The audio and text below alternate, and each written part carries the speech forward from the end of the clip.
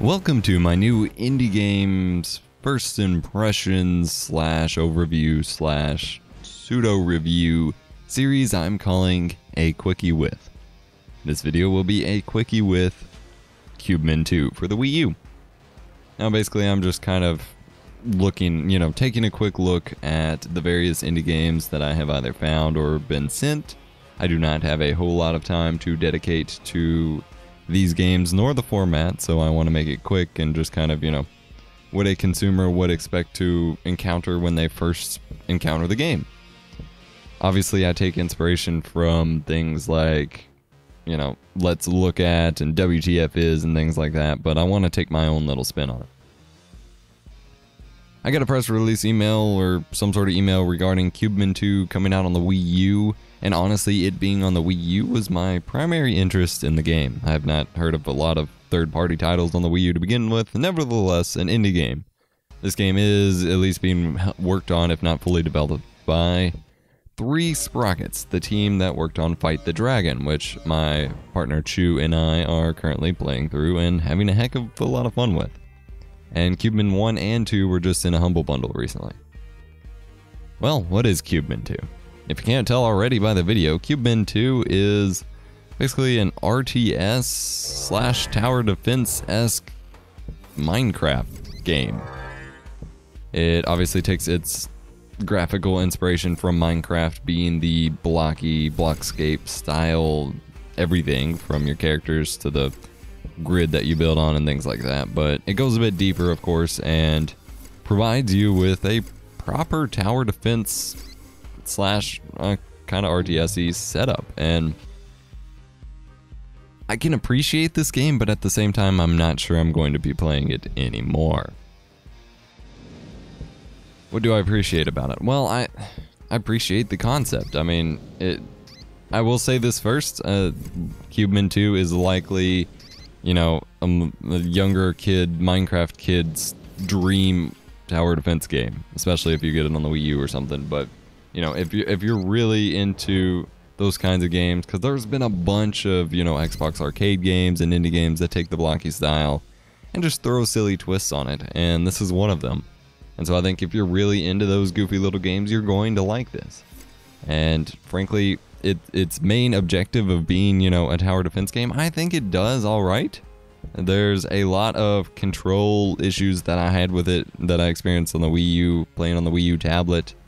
But as a tower defense game, it seems to do its job. I did not particularly enjoy it once I started doing poorly. However, that's kind of to be expected. So you have multiple bases. You start out with 2 on each side of this grid designed level, and you can of course make your own levels and things like that. But you have these specified levels that are created on this grid and have varying heights and elevation and things like that.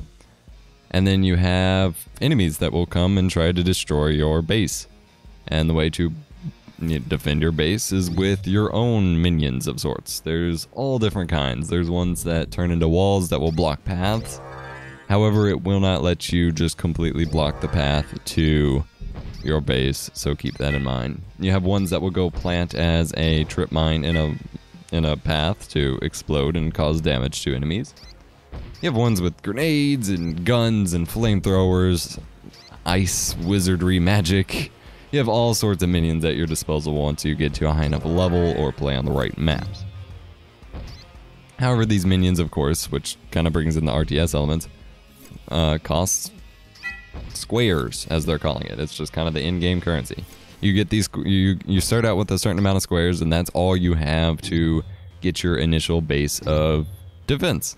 And so if you don't set up a proper defense for your game at the start, you've basically lost, because the only way to get more squares is to kill, the minions coming to destroy your base.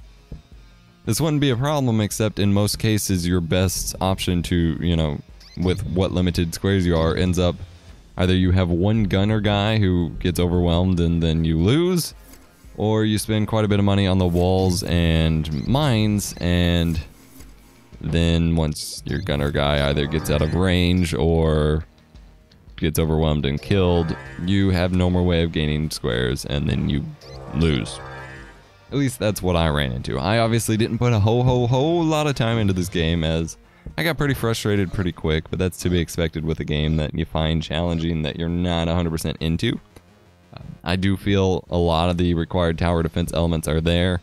Personally, I'm not a huge fan, I'm not one of those overly excited fans of the blocky style. I think it's finally starting to die, and so I would have appreciated a bit more unique style. However, I will say it's better than 16-bit, which is what most of, or 8-bit pixelated emulation graphics, which is what most of the games that I'm being sent consist of. It does feature the ability to create and share maps. You can it has user-generated content. You can make your own maps. You can design them with the fully featured level editor, which once you learn how to use isn't all that bad. It took me forever to understand how to use it.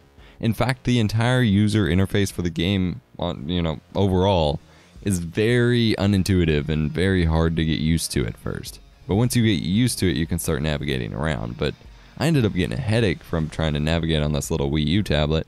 And yeah, I could have looked at the TV and it was up on my monitor. However, at least from what I could tell, everything I needed to control with the Wii U tablet. And so I had to touch and point and click. And so I couldn't really look at the screen because I wouldn't see what I was tapping.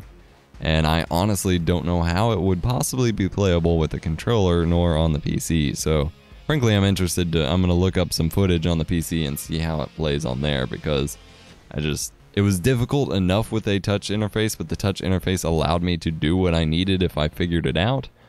I'm not entirely sure how one would get through all the menus at a decent pace with traditional control methods. So if you're looking for, a new tower defense game and you're interested at all in cube-based graphics, then yeah, I would be fine with recommending going with Cubemen 2. Personally, it's not for me. Personally, when I'm looking for tower defense, I'm looking for something more like Orcs Must Die.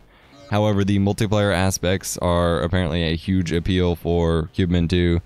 And so I know that, like I said, a lot of the kids are probably going to like that kind of game. And so if you're one of the younger generation, or if you know someone of a younger generation that would be interested in a type of game, this would be a game I would definitely recommend for kids, especially since it's on the Wii U. If your kids are, kids have a Wii U, get them this. There's actually a decent indie game on the Wii U. As I said, this was, of course, a quickie with Cubemen 2. Didn't spend a whole lot of time with it, but got my fair grounds for whether or not I was going to play it anymore. I personally will not be playing it again, but I will be playing 3 Sprockets' Fight the Dragon on the PC with my fiance Chu, doing some RPG co-op. And I would still recommend Cubemen 2 to kids or anyone interested in just someone who's really passionate about tower defense games, I suppose. Hope you enjoyed the video, guys. As always, thank you very much for watching, and be looking forward to more quickies with random games. Yeah.